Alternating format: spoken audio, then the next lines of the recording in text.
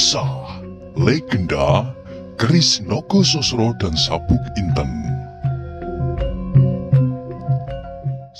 Selamat menikmati.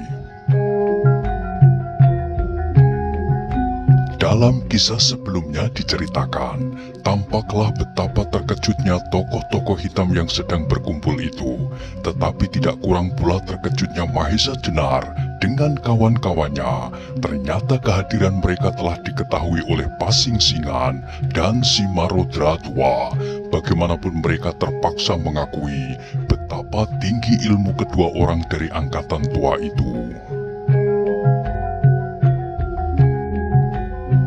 Di samping itu, kata-kata Pasing Singan merupakan suatu peringatan bagi Mahesa Jenar beserta kawan-kawannya untuk tidak mempunyai pilihan selain berjuang mati-matian untuk mempertahankan hidup masing-masing. Meskipun mereka sadar bahwa seandainya Pasing Singan dan Simarodra tua ikut campur, maka tak ada jalan untuk melepaskan diri dari maut. Meskipun demikian, kemungkinan-kemungkinan itu memang sudah terpikirkan sejak mereka berangkat. Karena itu, satu-satunya jalan adalah mencari korban sebanyak-banyaknya sebelum dirinya binasa. Karena itu, sebelum mereka terkunci di atas pohon, maka segera dengan cepat Mahesa Jenar turun diikuti oleh kawan-kawannya. Demikian mereka sampai di atas tanah, segera mereka menyiapkan senjata masing-masing. Gajah Alit segera menimbang-nimbang bola besinya yang bertangkai rantai. Pandingron bersenjata sebuah tombak yang berkait kecil, sedang Mantingan dan Wiraraga tampak menggosok-gosok trisula masing-masing, seolah-olah sedang membesarkan hati senjata-senjata itu. Hanya Mahesa Jenar sendirilah yang tidak bersenjata, tetapi di sisi telapak tangannya tersimpan senjata yang dahsyat, yaitu Aji Sosro Birowo. Sementara itu, tokoh-tokoh hitam yang terdiri dari 7 orang, Simarodra muda, suami istri, kakak beradik Uling, Lowoiju, Jaka Soka dan Lembu Sora segera berloncatan berlari-lari ke arah yang ditunjukkan oleh Pasing Singan. Ketika tokoh-tokoh hitam itu sedang mendekati Mahesa Jenar dengan kawan-kawannya, terdengarlah Simarodra tua berteriak dengan suaranya yang gemetar. "Hai, kalian laskar yang mengikuti pemimpin-pemimpin laskar kalian kemari. Janganlah kalian menjadi penonton saja. Kepunglah orang-orang yang telah memberanikan diri bertindak sombong dan merendahkan kita sekalian." Mendengar perintah Simarodra tua, segera laskar-laskar golongan hitam itu bubar berlari-larian memencar ke segenap arah untuk mengepung Mahesa Jenar dan kawan-kawannya. Gajah Alit yang merasa bahwa senjatanya kurang menguntungkan bila dipergunakan di tempat yang berpohon-pohon, segera berkata, "Kakang Mahesa Jenar, aku kira lebih baik aku menyongsong mereka di tempat terbuka, supaya rantaiku tidak melilit-lilit pepohonan." Belum lagi Mahesa Jenar menjawab, Gajah Alit telah menghambur lari seperti sebuah batu yang menggelinding cepat sekali. Mahesa Jenar beserta kawan-kawannya yang lain agaknya tidak tega melepaskan Gajah Alit menyongsong seorang diri. Karena itu, ia segera menyusulnya, menyongsong lawan-lawan mereka di tempat yang terbuka. Yang mula-mula sekali sampai adalah Lowoiju. Hatinya yang panas melebihi bara itu tidak dapat dikendalikan lagi. Dendamnya kepada Mahesa Jenar bertimbun-timbun sampai menyentuh langit. Tetapi di antara gerumbul di tepi lapangan itu, yang muncul pertama-tama adalah Gajah Alit. Tanpa menanyakan apa-apa lagi, Gajah Alit langsung menyerangnya. Lowoiju terpaksa membatalkan maksudnya untuk mencari Mahesa Jenar, karena ia harus melayani Gajah Alit yang menilik geraknya ternyata sangat berbahaya. Lowoiju tidak berani menganggap enteng kepada lawannya yang gemuk pendek hampir bulat itu. Apalagi ketika Lowoiju mendengar desing bola besi yang berputar-putar mengerikan melibat tubuhnya. Cepat-cepat ia meloncat mundur dan cepat ia berdiri di atas tanah. Kedua tangannya telah memegang pisau belati panjangnya. Dengan senjata-senjata itulah ia bertempur melawan Gajah Alit. Yang menyusul di belakang Lowoiju adalah sepasang uling dari rawa bening. Sambil memutar-mutar cemetinya, mereka menyerang dengan ganas sekali. Tetapi segera mereka terhenti ketika Mantingan dan Wiraraga menghadangnya. Agaknya sepasang uling itu sudah menjadi sedemikian marahnya, sehingga langsung mereka menghantam Wiraraga dan Mantingan. Dua orang yang kini tidak dapat direndahkan. Mereka telah dibekali dengan sebuah ilmu yang sukar tandingannya, yaitu pacar wutah. Melihat sepasang uling itu menyerang berpasangan, segera Wiraraga dan Mantingan pun melawannya dengan berpasangan pula. Paningron agaknya lebih suka melawan seorang yang bertubuh besar dan tinggi, serta berkumis dan berjanggut lebat. Ia adalah Simarodra muda dari Gunung Tidar. Yang datang terakhir adalah Lembu Sora dan Jakasuka, yang sudah hampir kehabisan tenaga setelah mereka bertempur sendiri, beserta istri Simarodra. Karena semuanya telah mempunyai lawannya masing-masing, maka Mahesa Jenar mau tidak mau harus bertempur melawan ketiga orang itu untuk mencegah bantuan mereka kepada tokoh-tokoh yang sedang mengadu tenaga. Adalah suatu keuntungan besar bahwa Lembu Sora dan Jakasuka baru saja bertempur mati-matian, sehingga hampir 3/4 bagian tenaganya telah terperas habis. Juga karena pertentangan di antara mereka itu pula, maka pasangan mereka tidak begitu tertib, sehingga Mahesa Jenar tidak begitu banyak mengalami kesulitan untuk melawan mereka bertiga. Sejenak kemudian, terjadilah lingkaran-lingkaran pertempuran yang hebat di tepi lapangan itu. Lowoiju dengan kedua pisau di tangannya menyerang bertubi-tubi dengan marahnya. Ia bermaksud untuk membinasakan Gajah Alit secepat-cepatnya, supaya segera ia dapat melawan Mahesa Jenar. Di hadapan gurunya, Lowoiju menjadi bertambah garang, sebab ia tidak perlu lagi takut terhadap Aji Sosrobirowo. Karena itu gerakannya menjadi bertambah sengit. Tetapi Gajah Alit adalah perwira dari pasukan Naramanggala, pasukan pengawal raja. Karena itu kepandaiannya hampir mumpuni dan sama sekali tidak berada di bawah Lowoiju. Apalagi tangan yang pendek-pendek itu diperpanjang dengan rantainya yang berkepala bola besi, yang seakan-akan bola besi itu mempunyai mata, sehingga seolah-olah selalu mengejar kepala Lowoiju kemana kepala itu disingkirkan. Dengan demikian, untuk sementara Lowoiju harus melupakan Mahesa Jenar, sebab orang yang dihadapi itu pun merupakan seorang yang perkasa. Di bagian lain, Uling Putih dan Uling Kuning bertempur berpasangan melawan Wiraraga dan Mantingan yang bertempur berpasangan pula. Di bawah cahaya purnama penuh, perkelahian itu tampak betapa berbahayanya. Apabila salah seorang menjadi lengah sedikit saja, mereka berloncatan, sambar menyambar dengan hebatnya. Sepasang cemeti di tangan kedua uling itu berputar-putar dan terayun-ayun ke segenap penjuru, seolah-olah menjadi gumpalan-gumpalan asap yang melibat isi mengisi satu sama lain. Tetapi sementara itu dua trisula di tangan Wiraraga dan Mantingan pun bergerak berkilat-kilat, memantulkan cahaya bulan. Ujungnya yang bermata masing-masing 3 buah itu seakan-akan berubah menjadi ratusan, bahkan ribuan, yang oleh kedahsyatan ilmu pacar wutah menjadi benar-benar seperti genggaman demi genggaman bulan pacar yang ditebarkan, sehingga sangat sulit untuk menghindarinya. Pandingron mempunyai cara sendiri dalam pertempurannya melawan Simarudra muda yang bersenjatakan pusakanya, sebuah tombak pendek yang dinamainya Kalatadah. Ia tidak begitu banyak bergerak. Di atas kedua kakinya, ia berdiri teguh, sedang tombak berkaitnya tergenggam di tangannya. Ia hanya berkisar setapak demi setapak, menghadapi lawannya yang bertubuh tinggi besar itu. Dan apabila serangan datang, tangannya lah yang bergerak tangkas sekali.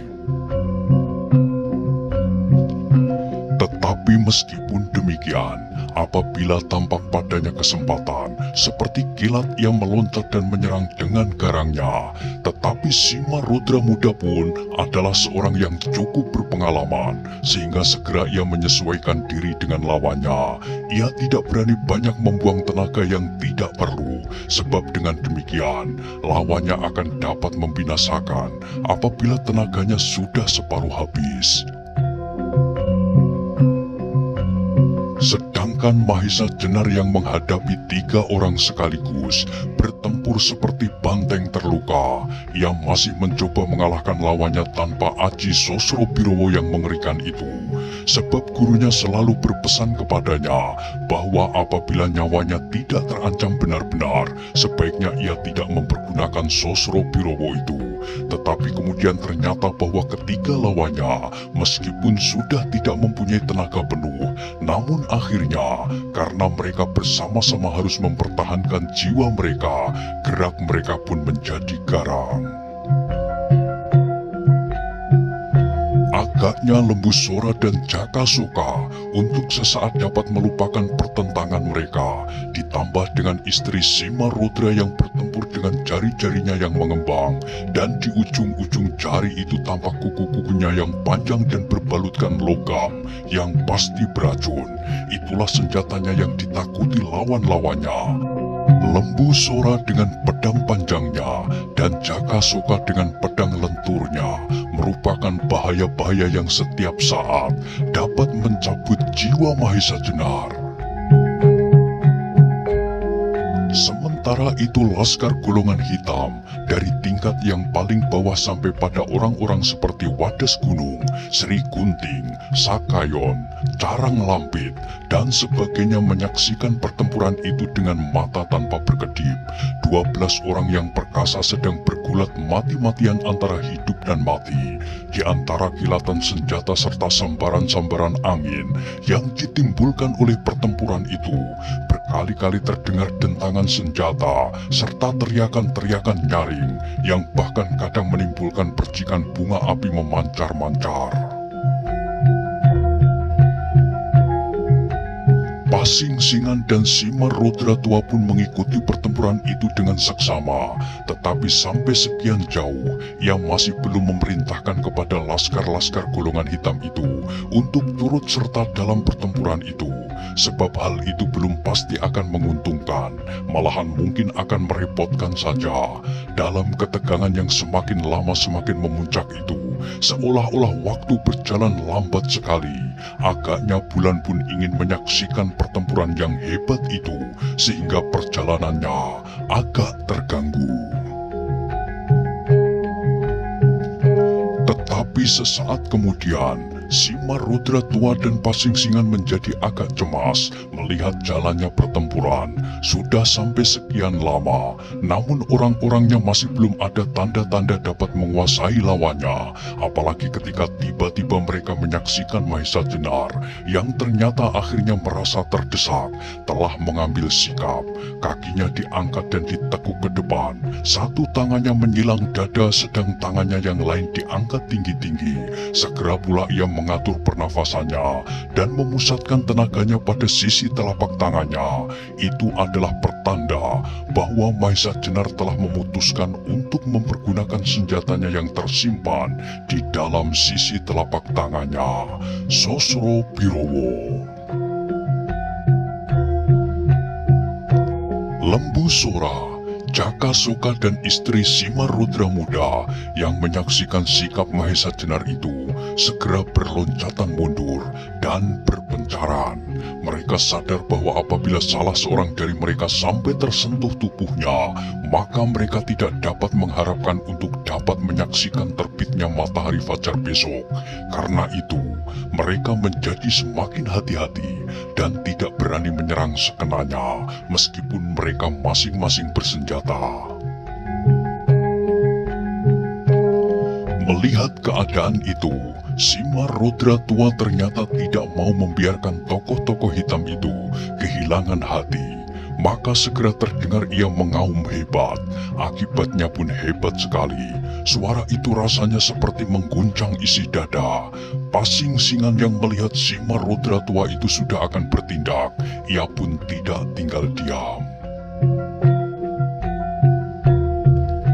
Meskipun bukanlah sewajarnya kalau orang-orang angkatan tua itu harus melawan Mahesa Jenar, namun bagi mereka tidak akan ada banyak bedanya apakah Loijo dan kawan-kawannya, apakah Pasing-singan dan Simarudra tua yang membinasakan. Meskipun mula-mula ia mengharap bahwa anak muridnya beserta kawan-kawannya dapat menyelesaikan masalah mereka sendiri untuk tidak membawa-bawa namanya, tetapi sekarang terpaksa ia terjun ke dalam pertempuran itu.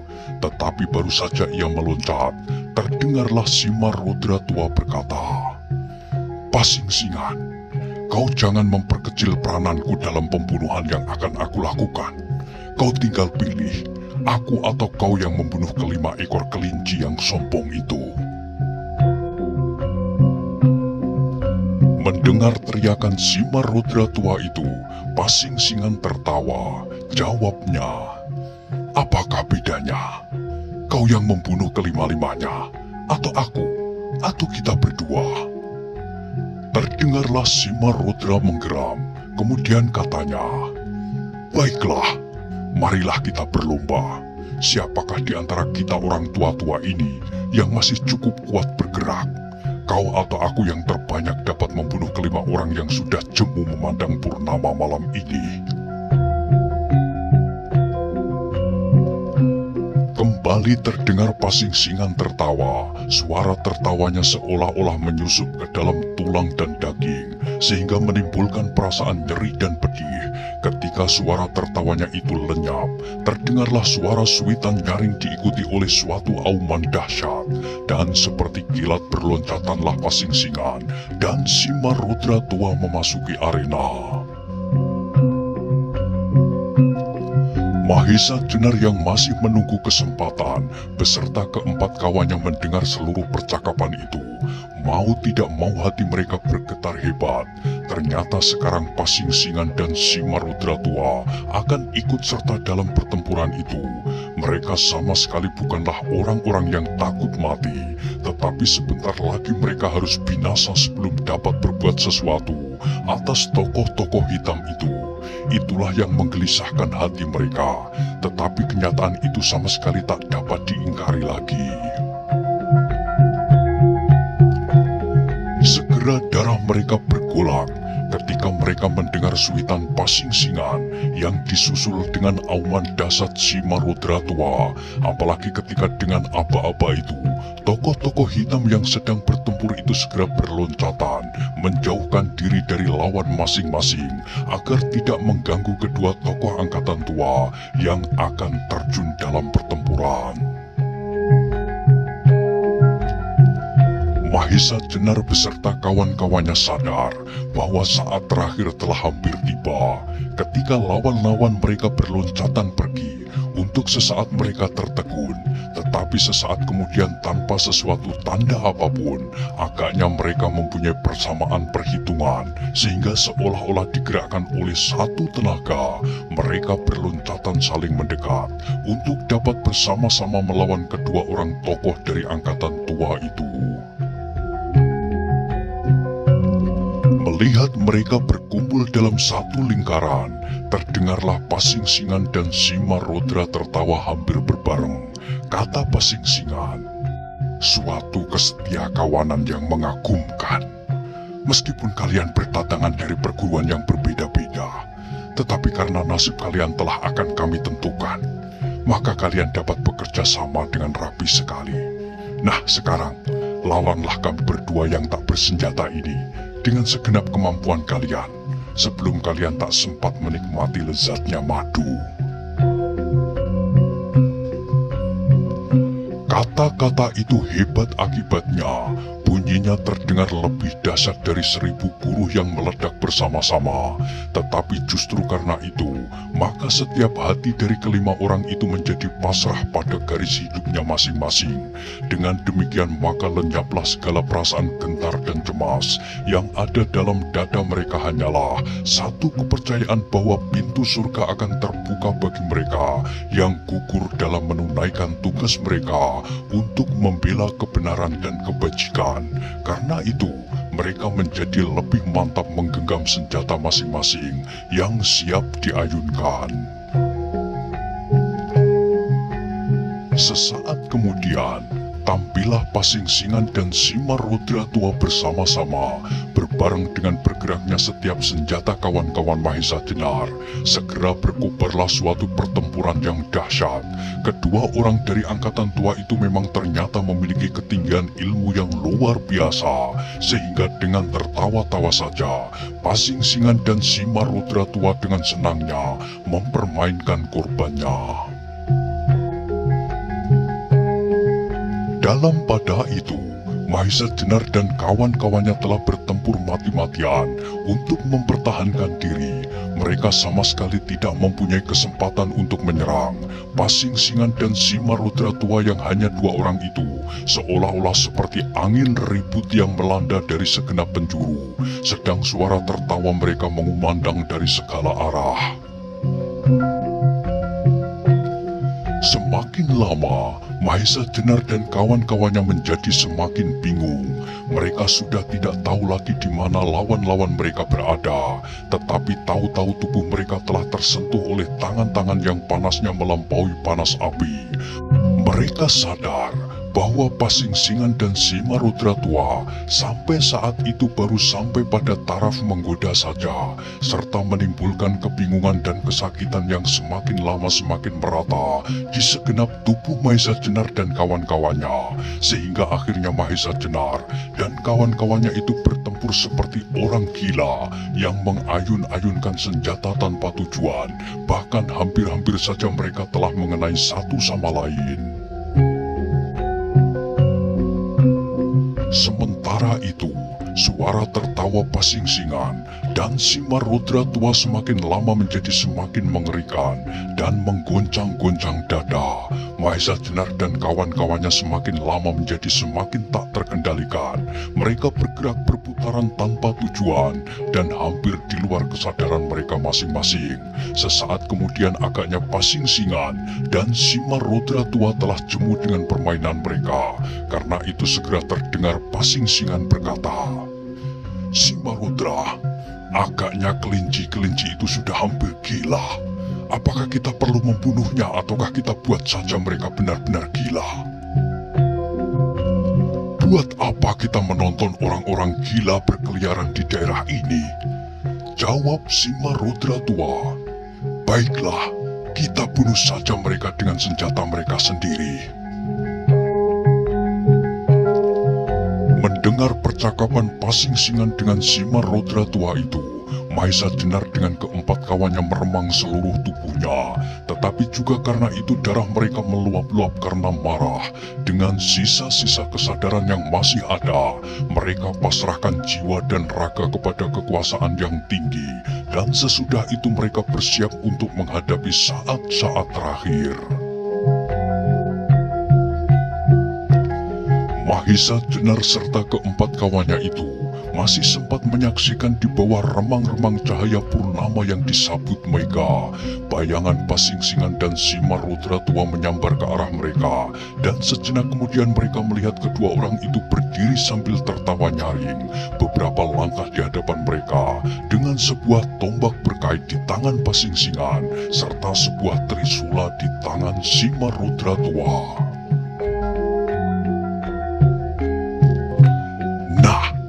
Kata Pasingsingan, "Jangan salahkan aku kalau kalian mati karena senjata kawan sendiri. Yang mula-mula harus membuat perhitungan adalah Mahesa Jenar. Kau telah membunuh Watu Gunung, melukai Lowo Ijo, dan dengan Gajah Sora kalian menyerang aku di Banyu Biru. Kaulah orang yang pertama-tama harus binasa. Setelah itu sebenarnya bagiku sudah tidak ada soal lagi. Apakah aku atau Simarudra yang akan membelah perut kalian? Mahesa Jenar mendengarkan kata-kata itu dengan dada yang bergetar, bukan oleh ketakutan bahwa maut akan melibatnya, tetapi karena ia harus meninggalkan tugas-tugas sucinya sebelum seujung kuku dapat diselesaikan. Namun bagaimanapun ia adalah seorang jantan, karena itu ia tidak akan ada artinya, maka segera ia mempersiapkan dirinya dengan apa yang ada padanya. Mendengar kata-kata pasing-singan itu, agaknya keempat kawan Mahesa Jenar tidak akan membiarkan Mahesa Jenar menjadi korban yang pertama-tama. Karena itu seperti orang yang berebutan, mereka tiba-tiba berloncatan mengelilinginya. Mahesa Jenar menjadi terharu melihat kesetia kawanan yang sedemikian tinggi. Meskipun Pandingron dan Wiraraga kini sudah tidak bersenjata lagi, tetapi mereka sama sekali tidak gentar menghadapi kemungkinan yang mendatang. Melihat kejadian itu, Pasing-Singan menjadi marah. Katanya, "Ketepilah kalian yang tidak berkepentingan, atau kalian semuanya akan bersama-sama binasa." Tak seorang pun menjawab, tetapi tak seorang pun beranjak dari tempatnya. Hal itu menjadikan Pasing-Singan semakin marah, tetapi belum lagi ia berkata sesuatu, Simarudra tua yang agaknya tidak sabar lagi menggeram. Mereka ternyata benar-benar telah gila dan tidak mampu berkata-kata. Karena itu buat apa kita memilih korban? Marilah bersama-sama kita binasakan mereka sekaligus. Pasing-Singan tidak menjawab, tetapi segera mereka berdua bergerak dan seperti petir mereka menyambar bersama-sama. Tetapi sementara itu Mahesa Jenar dan kawan-kawannya tidak berdiam diri saja sambil menunggu dada mereka tertembus senjata. Mereka pun segera berusaha untuk melawan sekuat-kuat tenaga mereka. Maka segera terjadilah sekali lagi pertempuran yang maha dahsyat. Tapi adalah di luar dugaan mereka semuanya, bahwa tiba-tiba saja Mahesa Jenar dapat memberikan perlawanan yang mengerikan. Dengan sebatang dahan kayu ia menyambar, melompat, menangkis dan menyerang dengan dahsyatnya, hampir di luar kemampuan manusia. Ia seolah-olah berada di segala tempat, dan dapat menggagalkan segala serangan Pasing-Singan dan Simarudra tua, walaupun tidak diarahkan kepadanya, sehingga baik kawan-kawan Mahesa Jenar sendiri maupun Pasing-Singan dan Simarudra tua menjadi terheran-heran. Mantingan, Gajah Alit, Wiraraga dan Pandingron sampai-sampai terpaksa berhenti bertempur karena Mahesa Jenar selalu bergerak dan seolah-olah melayang-layang di hadapan mereka pada setiap waktu nyawa mereka terancam, sehingga di dalam lingkaran pertempuran itu seakan-akan ada beribu-ribu Mahesa Jenar yang bertempur bersama-sama. Karena itu dada mereka sekarang terguncang hebat, tidak karena Pasing-Singan dan Simarudra tua, tetapi justru karena Mahesa Jenar yang berubah menjadi ribuan Mahesa Jenar dengan kesaktiannya yang dapat menandingi Pasing-Singan dan Simarudra tua. Sebaliknya Pasing-Singan dan Simarudra tua menjadi terheran-heran tak karuan menghadapi 5 orang yang sebenarnya bagi mereka sama sekali tak berarti itu. Tiba-tiba saja menjadi agak kerepotan. Serangan-serangan mereka yang seharusnya sudah tidak mungkin dielakkan oleh orang-orang yang setingkat dengan Mahesa Jenar dan kawan-kawannya itu tiba-tiba dapat dimusnahkan hanya oleh sepotong dahan kayu. Karena itu, mereka menjadi semakin marah, apalagi ketika mereka melihat kelima orang yang melawannya itu bergerak berputaran melingkar dan melibat satu sama lain dengan gerak yang tak terduga-duga dan membingungkan. Sebenarnya kawan-kawan Mahesa Jenar itu sama sekali tidak mampu mengadakan gerakan-gerakan yang sedemikian rumitnya. Tetapi Mahesa Jenarlah yang mendorong, mendesak, dan kadang-kadang menarik mereka untuk membuat gerakan-gerakan yang aneh-aneh. Akhirnya Pasingsingan menjadi tidak sabar lagi. Demikian juga Simarodra tua. Segera mereka melemparkan senjata-senjata rampasan itu. Dan tiba-tiba di tangan Pasingsingan telah tergenggam sebilah pisau belati panjang yang berwarna kuning gemerlapan. Sedang di jari-jari Simarodra tua seolah-olah tumbuhlah kuku-kukunya yang panjang dan berbalut logam. Agaknya kedua orang itu telah sedemikian marahnya sehingga mereka merasa perlu mempergunakan senjata-senjata simpanan mereka. Dalam pada itu, segenap tokoh-tokoh hitam yang menyaksikan pertempuran itu menjadi cemas dan kebingungan. Berkali-kali mereka menggosok-gosok mata mereka, sebab di dalam keremangan cahaya bulan yang tidak seterang siang hari, mereka telah menyaksikan suatu pertempuran yang tak dapat diikuti oleh pikiran-pikiran mereka. Pasingsingan dan Simarodra tua adalah dua tokoh yang berada dalam tingkatan guru Mahesa Jenar, bahkan mungkin berada di atas guru-guru orang-orang lain kawan-kawan Mahesa Jenar. Tetapi ternyata untuk melawan mereka berlima, kedua orang sakti itu telah terpaksa mempergunakan senjata-senjata mereka yang hampir sama sekali tak pernah mereka perlihatkan. Apalagi di dalam lingkaran pertempuran itu, mereka melihat bayangan Mahesa Jenar berubah, seakan-akan lebih dari satu Mahesa Jenar yang berdiri di sana sambil bergerak menyambar-nyambar, tak terikuti oleh pandangan mereka. Sementara itu, pisau belati panjang Pasingsingan telah mulai bergerak menyambar-nyambar, sedang jari-jari Simarodra tua yang berkuku panjang-panjang mengembang mengerikan. Namun Mahesa Jenar dapat dengan tangkasnya melawan setiap serangan kedua tokoh itu. Malahan sekali-sekali potongan dahan kayu di tangannya berhasil mengenai tubuh Pasingsingan dan Simarodra tua. Dengan demikian, sekarang bergantilah bahwa Pasingsingan dan Simarodra tua yang menjadi kebingungan dan bertempur dengan gelisah.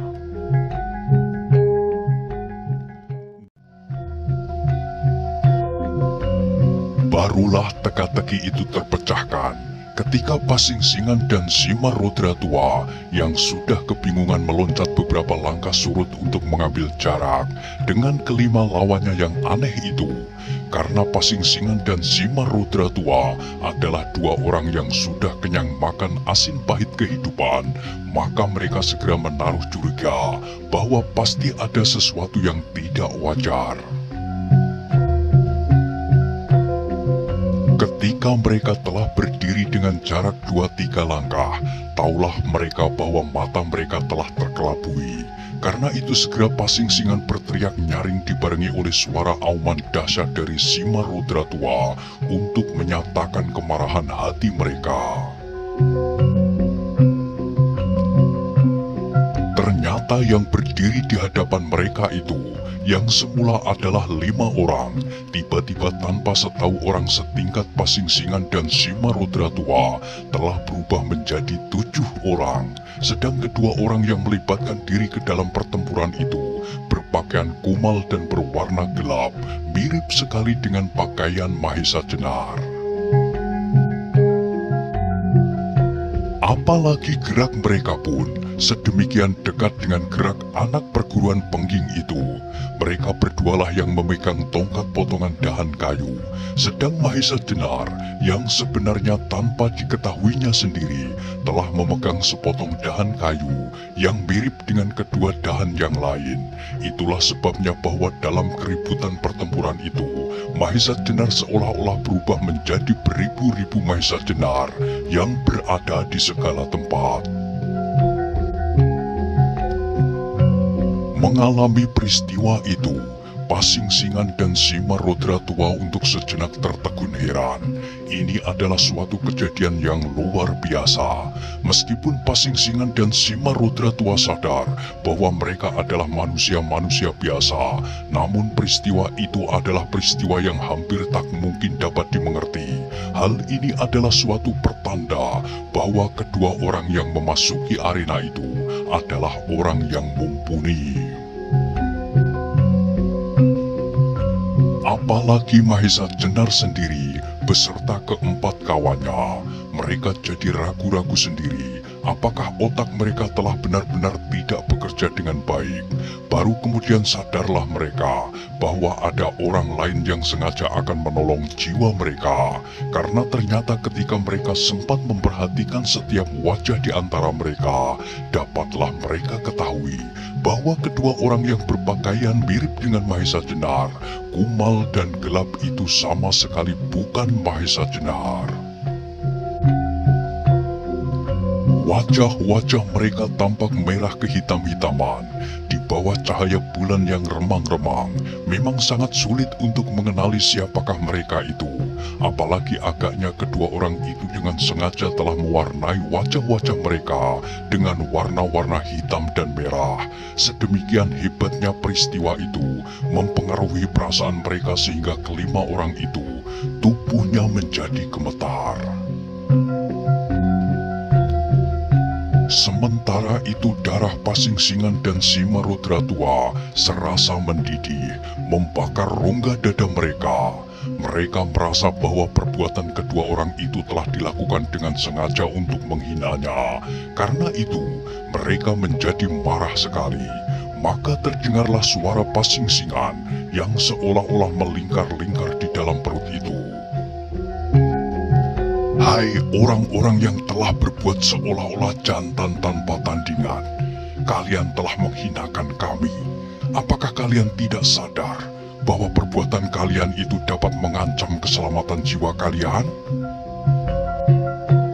Maka terdengarlah salah seorang menjawab dengan nada yang tajam tinggi dibuat-buat, sehingga semua orang yang mendengarnya mengetahui bahwa suara itu bukanlah suara aslinya untuk menyembunyikan diri.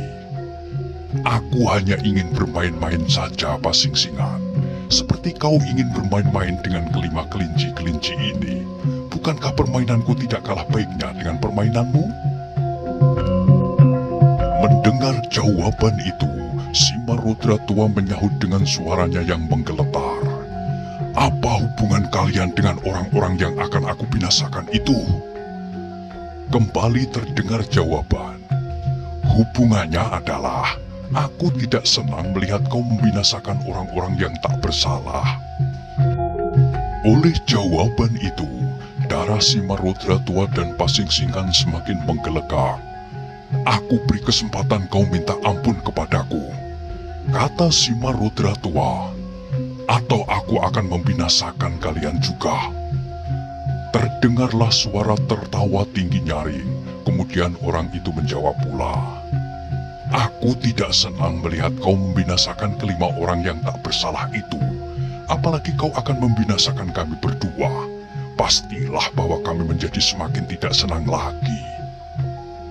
Janganlah kalian berbicara seenaknya, bentak Pasing Singan. Kau anggap bahwa orang-orang itu tak bersalah? Aku mempunyai sebuah cerita yang tak akan habis. Aku ceritakan semalam suntuk untuk membuktikan kesalahan mereka. Aku sudah tahu apa yang akan kau ceritakan. Terdengar kembali sebuah jawaban, dan aku mengerti pula apa yang kau anggap kesalahan orang-orang itu, bahwa mereka telah berusaha mencegah kejahatan-kejahatan yang kalian atau murid-murid kalian lakukan. Karena jawaban itu, Pasing Singan hampir tak dapat menguasai dirinya, namun ia masih bertanya pula, siapakah sebenarnya kalian? Jawab orang itu, orang yang selalu menyembunyikan wajahnya di belakang topeng yang jelek itu. Tak perlu berusaha mengetahui siapakah orang-orang yang berdiri di hadapannya. Sekarang Pasing Singan benar-benar tak dapat menguasai dirinya. Dengan satu gerakan yang hampir tak dapat ditangkap oleh kecepatan pandangan mata, Pasing Singan meloncat maju. Belati panjangnya berkilau gemerlapan oleh sinar bulan yang remang-remang. Sedang Simar Rodra tua yang melihat kawannya mulai bertindak, segera pula mengaum menggetarkan sambil menerkam. Tak ubahnya seekor harimau lapar. Yang menyaksikan kedua serangan tokoh-tokoh hitam dari angkatan tua itu, dadanya berdesir, seakan-akan tak ada seorang pun yang dapat menghindarkan diri dari serangan yang demikian dahsyatnya. Tetapi ternyata dugaan mereka meleset. Dua orang yang berpakaian mirip dengan Mahesa Jenar itu, yang masing-masing menerima serangan dari Pasing Singan dan Simar Rodra tua, masih sempat berteriak nyaring. "Mahesa Jenar, mundurlah beserta kawan-kawanmu. Biarlah mereka selesaikan urusan ini dengan orang-orang yang sebaya." Setelah itu, mereka segera berloncatan menghindari serangan-serangan lawannya yang hampir saja telah mengenainya. Mahesa Jenar dengan keempat kawannya, setelah mendengar kata-kata orang yang tak dikenalnya itu, segera berlari menjauhi sampai lebih dari 10 langkah. Setelah itu maka terjadi suatu pertarungan yang maha dahsyat, pertarungan yang jarang terjadi. Pasing Singan yang telah terkenal sebagai seorang yang paling ditakuti itu bertempur mati-matian dengan seorang yang tak dikenal, yang memiliki ilmu sempurna. Demikian pula Simar Rodra tua, ternyata lawannya memiliki ilmu yang tinggi pula, sehingga pertempuran di antara mereka tidak kalah hebatnya. Sejenak kemudian pertempuran itu sudah tidak dapat disaksikan dengan jelas. Yang tampak hanyalah asap yang bergulung-gulung melipat-melipat, serta kilatan cahaya yang menyambar-nyambar, disertai dengan angin yang melingkar-lingkar di antara mereka yang sedang bertempur itu. Selain suara derap mereka yang sedang berjuang itu, tak ada lagi yang bergerak.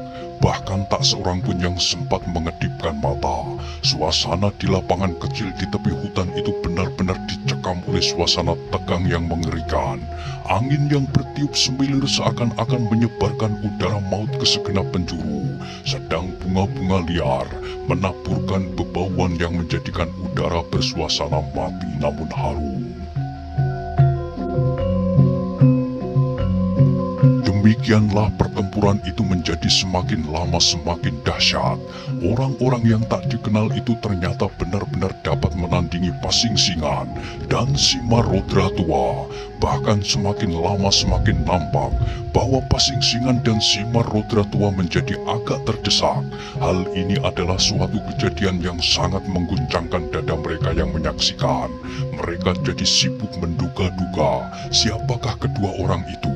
Wajahnya yang sengaja disabut dengan warna-warna hitam dan merah itu menjadi sangat susah untuk dikenali di dalam keremangan cahaya bulan. Akhirnya ketika Pasing Singan dan Simar Rodra tua semakin terdesak, maka tak ada pilihan lain dari mereka kecuali mempergunakan ilmu-ilmu terakhir yang menjadi andalan mereka. Segera Simar Rodra tua meloncat beberapa langkah mundur. Dengan sebuah auman yang hebat ia menggetarkan tubuhnya. Itulah suatu pertanda bahwa harimau liar dari Lodaya itu telah mempergunakan ajinya yang dahsyat, Macan Liwung. Sedang di lain pihak, Pasing Singan segera mengenakan cincinnya yang bermata merah menyala. Kelabang Sayuto dibarengi dengan ilmunya Alas Kobar. Akik Kelabang Sayuto adalah semacam batu akik beracun yang sangat tajam dan pernah dipergunakan oleh Lowoijo untuk menghantam Mahesa Jenar. Untunglah Mahesa Jenar memiliki daya penawarnya. Sedang Aji Alas Kobar sebenarnya adalah suatu ilmu yang maha dahsyat yang apabila dipergunakan untuk menyerang lawan, akibatnya seperti api yang maha besar yang seolah-olah sanggup memusnahkan hutan yang lebat. Melihat kedua lawannya telah mempergunakan menggunakan ilmu-ilmu yang paling akhir dimiliki, serta mempunyai daya hancur yang luar biasa, maka kedua orang yang berpakaian mirip dengan Mahesa Jenar itu segera berloncatan mundur. Tampaklah mereka mengerutkan kening dan menarik nafas panjang, tetapi mereka sudah tidak memiliki waktu banyak untuk berpikir, sebab sesaat kemudian Pasing Singan dan Simar Rudra tua telah siap untuk menghancur lumatkan lawan-lawan mereka. Mahesa Jenar beserta keempat kawannya yang menyaksikan gerak Pasing Singan dan Simar Rudra tua yang berubah menjadi buas dan mengerikan itu menahan nafas. Dada mereka berdegupan. Apakah kira-kira yang akan terjadi apabila kedua orang yang berpakaian mirip Mahesa Jenar itu sampai terjamah oleh tangan-tangan yang siap menyebar maut itu? Sebaliknya adalah Lowoiju, Simar Rudra muda beserta kawan-kawannya. Seolah-olah mereka sudah melihat bahwa perkelahian itu sudah sampai pada akhir. Kedua orang itu pasti segera akan lebur menjadi tepung, dan sesudah itu mereka akan menyaksikan lawan-lawannya yang paling dibencinya, yaitu Mahesa Jenar, akan lumat pula beserta keempat kawan-kawannya. Tetapi apa yang mereka saksikan adalah sama sekali tidak seperti apa yang mereka bayangkan. Kedua orang yang berpakaian mirip Mahesa Jenar itu kemudian tampak berdiri tegak di atas kedua kaki yang renggang, sedang kedua tangan mereka bersilang dengan telapak tangan masing-masing di atas pundak seperti orang yang sedang bersemadi. Tetapi apa yang mereka lakukan itu hanya sesaat, tidak lebih dari sekedipan mata. Setelah itu, segera mereka berloncatan dan bergerak, mirip dua ekor Raja Wali yang menyambar-nyambar dengan dahsyatnya. Tetapi tak seorang pun yang mengetahuinya bahwa kedua orang itu telah mempergunakan ilmu yang mereka namakan Naga Angkasa, ilmu yang telah mereka ciptakan bersama setelah mereka bertahun-tahun menekuni dan mempelajari gerak dari binatang-binatang di udara, sehingga akhirnya mereka menemukan suatu kedahsyatan dari gerak burung Raja Wali yang mereka gabungkan dengan kelembutan gerak seekor ular yang sanggup membelit, melingkar dengan lemasnya, dilambari dengan kekuatan batin yang sempurna dari kedua orang yang tak dikenal itu. Maka Naga Angkasa merupakan suatu ilmu yang sukar untuk diperbandingkan. Karena itu, beradunya ilmu-ilmu yang dahsyat itu kemudian menimbulkan suasana yang hampir tak dapat digambarkan. Macan Liwung, Alas Kobar dan Naga Angkasa. Di dalam lingkaran pertempuran itu terjadilah benturan-benturan yang mengerikan.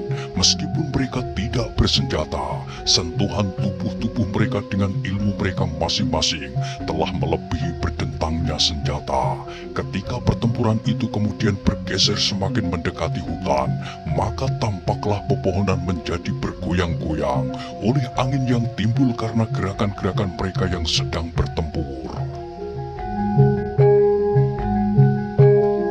Daun-daun kering beterbangan melebihi tiupan angin kemarau, kemudian disusul dengan kengerian yang memuncak. Tangan-tangan mereka yang tak dapat menyentuh lawan-lawan mereka, yang dengan gerak yang tak dapat dicapai oleh mata biasa berhasil menghindar, dan kemudian mengenai pepohonan, menjadi roboh berantakan. Suaranya berderak-derak menggetarkan seluruh hutan. Di tepi rawa bening itu, disela oleh teriakan nyaring dan auman dahsyat Simar Rudra tua. Baik Mahesa Jenar dan kawan-kawannya maupun Lowoiju beserta seluruh golongan hitam ketika menyaksikan kedahsyatan pertempuran itu, kemudian seperti orang-orang yang melihat pertunjukan yang menakutkan, sedang pertempuran itu sendiri semakin lama menjadi semakin dahsyat. Sementara itu bulan yang berjalan menyusur garis edarnya semakin lama menjadi semakin tinggi tergantung di langit yang bersih. Hanya sekali-kali Mega Putih seperti kapas beterbangan di muka wajahnya yang kuning pucat, seperti wajah gadis yang ketakutan melihat pahlawannya sedang berjuang di antara hidup dan mati. Demikianlah, ketika bulan itu sudah melampaui titik puncak langit, terjadilah perubahan dalam keseimbangan pertempuran di hutan rawa bening. Kedua orang yang berpakaian mirip Mahesa Jenar, serta wajahnya disabut dengan warna merah dan hitam itu, kemudian berpendapat bahwa apabila keringatnya semakin banyak mengalir, akan hanyutlah warna-warna hitam dan merah di wajahnya. Maka dengan demikian, pasti mereka akan dikenal oleh lawan-lawannya, apalagi kalau pertempuran itu sampai menjelang fajar. Karena itu, segera mereka mengeluarkan segenap ilmunya, kekuatan lahir dan batinnya. Naga angkasa itu semakin lama menjadi semakin garang setelah mendapatkan saluran yang lapang. Pasing-singan yang percaya kepada ilmunya Alas Kobar menjadi keheran-heranan dan gelisah.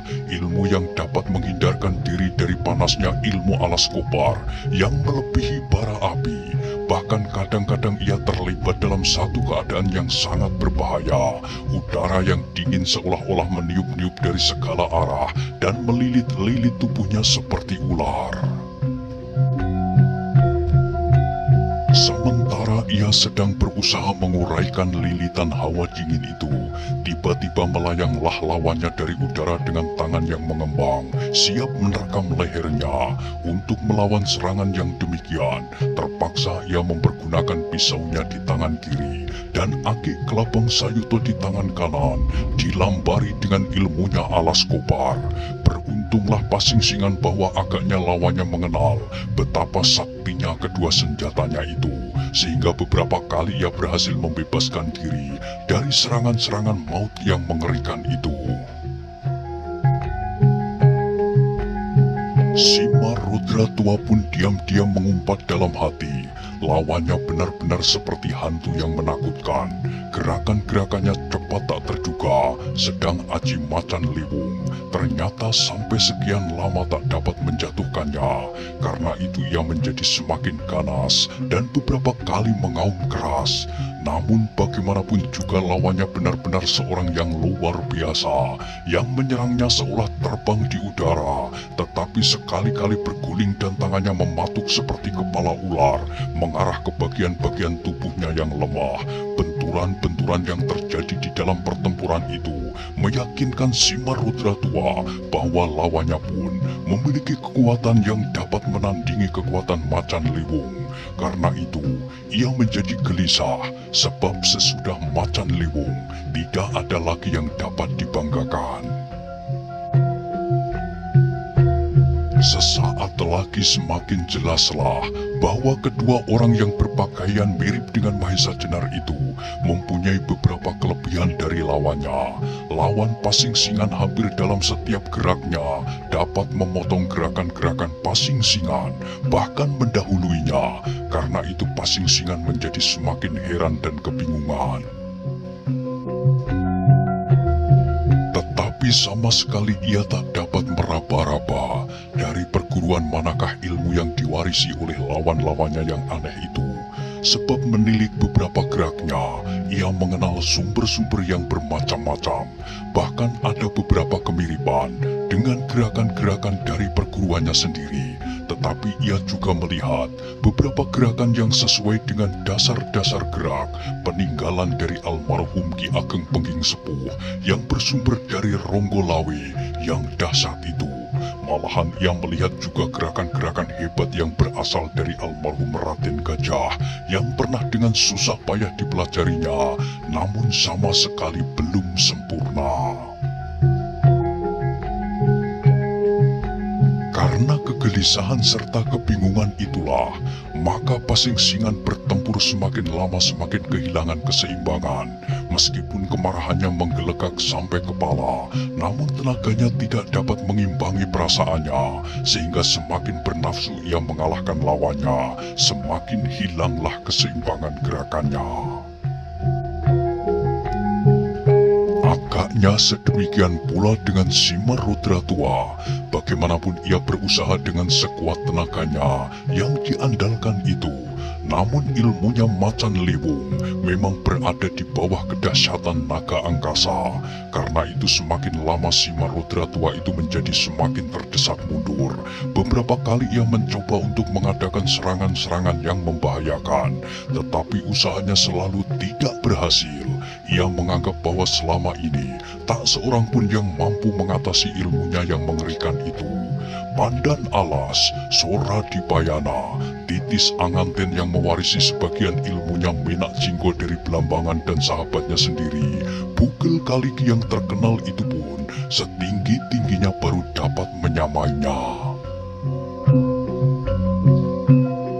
Namun tiba-tiba sekarang ia berhadapan dengan seorang yang tak dikenal, yang dapat melebihi ketinggian ilmunya. Meskipun wajah orang-orang itu tak jelas baginya, namun pasti bahwa mereka bukan orang dari Pandan Alas beserta sahabat-sahabatnya. Karena itu hatinya lambat laun menjadi kecil pula. Ia masih mempunyai banyak pekerjaan yang harus diselesaikan. Apabila ia sampai dilibat oleh lawannya, sehingga ia benar-benar dibinasakan, maka segala rencananya akan pudar. Bagaimanapun, seperti juga Pasingsingan, ia berkeinginan melihat muridnya, bahkan anaknya sendiri menjadi orang yang berkekuasaan besar. Itulah sebabnya ia bekerja mati-matian untuk mendapatkan keris-keris Kiai Nogososro dan Sabuk Inten dengan sekutunya Pasingsingan. Meskipun ia sadar bahwa kemudian Pasingsingan pasti akan mengusahakan agar keris itu dapat dimiliki oleh murid kesayangannya, Lowoiju. Karena itu, baik Simarudra tua maupun Pasingsingan merasa bahwa bagaimanapun mereka tak akan mampu untuk mengalahkan lawannya. Ia tidak berani memerintahkan kepada Lowoiju dan kawan-kawannya untuk ikut serta dalam pertempuran itu, sebab bahayanya akan besar sekali apabila mereka sampai tersentuh kesaktian ilmu lawannya. Apalagi dengan demikian, Mahesa Jenar dan kawan-kawannya pasti tidak akan tinggal diam. Karena itu, jalan yang sebaik-baiknya selagi masih berkesempatan adalah menarik diri. Mendapat keputusan itu, maka segera terdengarlah suara tertawa Pasingsingan yang mengerikan. Suara itu bergetar di antara gerak-geraknya yang semakin terdesak itu. Mahesa Jenar dan kawan-kawannya terkejut mendengar suara Pasingsingan yang seolah-olah mendapat suatu kemenangan yang gemilang.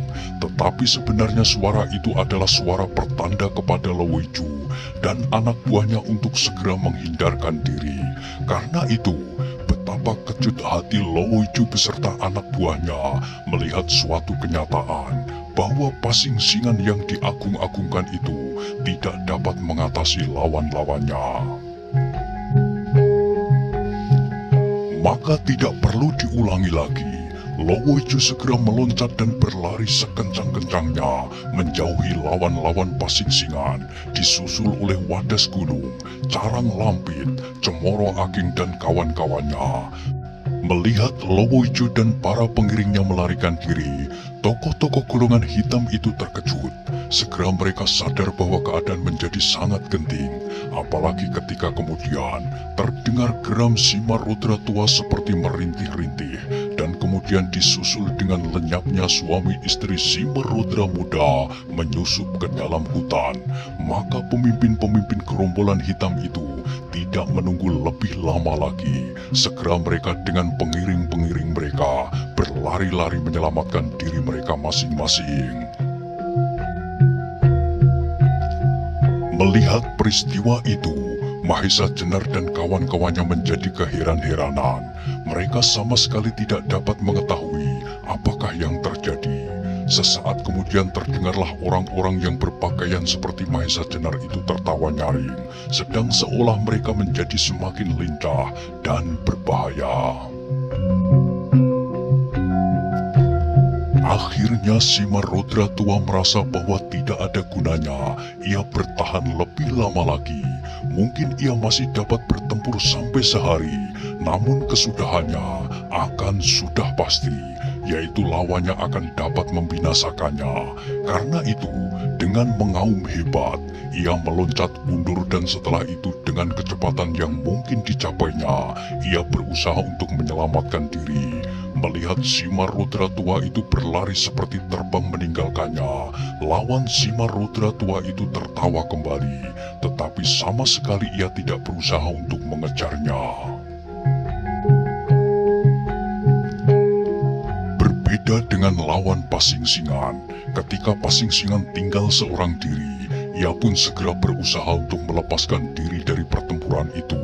Namun lawannya sama sekali tidak memberi kesempatan, bahkan akhirnya dengan mengerahkan segenap tenaganya, lahir dan batin, dilambari dengan ilmu naga angkasa, lawan Pasingsingan itu berhasil melibat tubuh Pasingsingan dengan gerak-geraknya yang mirip dengan gerak ular, tetapi yang kadang-kadang seperti seekor burung Raja Wali yang meniup menyambar-nyambar. Mengalami peristiwa itu, Pasingsingan menjadi bingung. Keringat dinginnya mengalir membasahi jubah abu-abunya. Dengan segenap kekuatannya ia mencoba bertahan dan melindungi dirinya dengan belati panjangnya yang bernama Kiai Suluh serta Agi Kelabang Sayuto, dibarengi dengan ilmunya Alas Kobar dan Gelap Ngampar.